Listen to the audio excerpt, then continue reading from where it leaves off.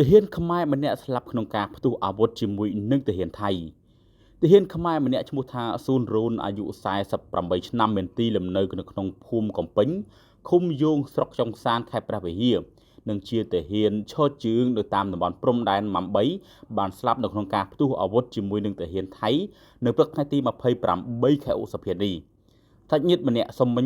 មិនបញ្ចេញឈ្មោះបានប្រាប់វិទ្យុអស៊ីសេរីថាបច្ចុប្បន្នពិធីបុណ្យសពឲ្យលោកស៊ុនរូនកំពុងតែធ្វើឡើងនៅក្នុងបន្ទាយទាហានកងពលលេខ9ទាហានខ្មែរនិងថៃបានបើកការបាញ់ប្រហារគ្នាក្នុងរយៈពេលខ្លីស្ថិតនៅក្នុងតំបន់មានចំនួនតាមព្រំដែននៅថ្ងៃពុធនេះបើតាមការចុះផ្សាយដោយទីភ្នាក់ងារសារព័ត៌មាន AP និងបណ្ដាញសារព័ត៌មានរបស់ថៃតាមបងប្អូនប្រិយមិត្តទាំងអស់គ្នាដែលមានបានចឹងពាក់ព័ន្ធណាគឺគាត់បានបង្ហោះជាមួយនឹងការបាត់បង់ជីវិតទាហានខ្មែរមួយរូបបាទដោយឈ្មោះស៊ូនរូនដែលជាសាច់ញាតិរបស់គាត់នឹងបានប្រាប់វិទ្យុអស៊ីសេរីហើយសូមមិនបញ្ចេញឈ្មោះទេគឺបានប្រាប់ថាសាច់ញាតិរបស់ខ្លួនគឺបានបាត់បង់ជីវិតក្នុងអាយុ48ឆ្នាំដែលមានទីលំនៅនៅខេត្តព្រះវិហារអញ្ចឹងមកដល់ពេលនេះគឺចំនួនតាមព្រំដែនខ្មែរនិងថៃគឺកំពុងតែតានតឹងខ្លាំងមែនទែនបងប្អូនគឺមិនទាន់បាន